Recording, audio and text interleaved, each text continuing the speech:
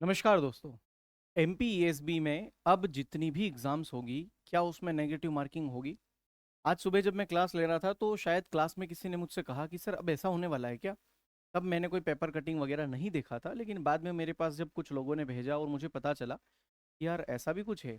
जब मैंने इस पेपर कटिंग को पूरा पढ़ा तो ये आज ही की खबर है। कल एक मीटिंग हुई है गुरुवार को, और वहाँ पर कुछ ऐसा तय हुआ है कि आने वाली जितनी भी एग्जाम्स है उसमें ईएसबी, जिसे हम व्यापम कहते हैं, वो अब नेगेटिव मार्किंग शुरू कर सकता है। आप मेरे पीछे देख पा रहे होंगे कि अब एमपीईएसबी की भर्ती परीक्षाओं में नहीं चलेगा तुक्का, शुरू होगी नेगेटिव मार्किंग। वर्ष 2011-12 में बंद कर दी गई थी, और एमपीईएसबी की परीक्षाओं में नेगेटिव मार्किंग इससे पहले होती थी। 11-12 के बाद इन्होंने बंद कर दी थी। आपको यहाँ मैं पढ़ के दिखा देता हूँ, ध्यान से समझिए कि मध्य प्रदेश कर्मचारी चयन मंडल, जिसे हम ईएसबी कहते हैं, अपने एग्जाम पैटर्न में बड़ा बदलाव करने जा रहा है। अब अभ्यर्थी को भर्ती परीक्षाओं में तुक्का लगाकर सवाल हल करना महंगा पड़ेगा।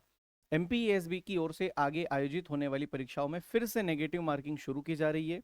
एमपीईएसबी के संचालक मंडल की गुरुवार को मंत्रालय में आयोजित बैठक में यह निर्णय लिया गया। बैठक की अध्यक्षता अपर मुख्य सचिव सामान्य प्रशासन विभाग संजय शुक्ला ने की। और 2011-12 में या उससे पहले जो है माइनस मार्किंग चलता था, लेकिन अभी कुछ इतने सालों से माइनस मार्किंग नहीं हो रहा था। और आराम से आपको जो क्वेश्चन नहीं आ रहा था, आप उसके ऊपर तुक्का भी लगा के आ जाते थे। मतलब 100 है क्वेश्चन तो 100 के 100 अटेम्प्ट करना आप जरूरी समझते थे।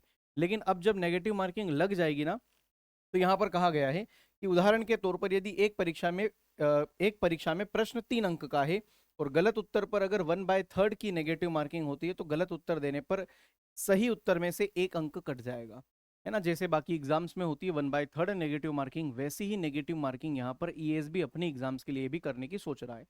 अब ये कब से लागू हो जाए, ये कहना मुश्किल है। अच्छा, इन्होंने एक यहाँ पर कहा भी है कि ये देखिए, अधिकारियों का भी कहना है कि नया पैटर्न लागू होने पर परीक्षा में किसी प्रश्न का गलत उत्तर टिक करने पर सही उत्तर से निश्चित अंक काटे जाए। मतलब ये कुछ लोग भी चाह रहे थे, कुछ संगठन भी चाह रहे थे, शायद अधिकारियों का कहना है। और यहाँ पर लिखा हुआ था कि कुछ छात्र संघ भी ऐसी मांग कर रहे थे कि सर ऐसा हो तो ज्यादा अच्छा रहेगा, तो नेगेटिव मार्किंग यहाँ पर हो रही है। अच्छा देखो, इसके लिए आप लोगों को निराश होने की जरूरत नहीं है। ये बात तो रहेगी कि यार अब हम तुक्का नहीं लगा पाएंगे। तुक्के से मतलब ये कि हमें जो क्वेश्चन का सही अनुमान नहीं पा रहे थे कोई कि इसका एग्जैक्टली क्या आंसर होगा, अब हमें उसको, या तो हम श्योर हैं कि हाँ ये हो सकता है तभी तुक्का लगाएं। तुक्का से मतलब अनुमान लगाकर टिक करें, अन्यथा रिस्क नहीं ले सकते। आपको अगर 70 आपने अटेम्प्ट किए और आपको लगता है कि भाई मेरी एक्यूरेसी बिल्कुल सही है, 70 में से लगभग मेरे 68-69 नंबर तो आ ही सकते हैं, तभी आप उसको अच्छे से कर पाओगे। अब यहाँ जो तुक्का लगाने जाएगा वो माइनस मार्किंग के चलते नंबर कम होते जाएंगे, तो तुक्केबाज यहाँ पर बाहर हो जाएंगे। कुल मिलाकर बात ये है। तो अगर ये, अब मुझे कमेंट करके आप ये बताओ कि अगर माइनस मार्किंग एमपीईएसबी की परीक्षा में लागू, पहले तो यही बताओ कि होना चाहिए कि नहीं होना चाहिए। हालांकि अपने कमेंट करने से कोई फर्क पड़ेगा नहीं, लेकिन आपका क्या राय है मैं ये जानना चाहता हूँ। और दूसरा, अगर हो जाता है तो कितना फायदा रहेगा, नहीं होती है तो कितना फायदा रहेगा, कमेंट करके जरूर बताइए। बाकी ये कब से शुरू हो जाए माइनस मार्किंग अभी कहना मुश्किल है, लेकिन हाँ ये अब अगर इन्होंने सोच लिया है, बैठक वगैरह हुई है और उसमें अगर ये चर्चा हुई है, तो हो सकता है आगे आने वाली जो एग्जाम्स है, चाहे वो 2026 की ही क्यों ना हो, वहाँ पर माइनस मार्किंग भी शुरू हो सकती है। ठीक है, चलिए, ये पेपर कटिंग थी जिसके बारे में मैंने आपको जानकारी दी है।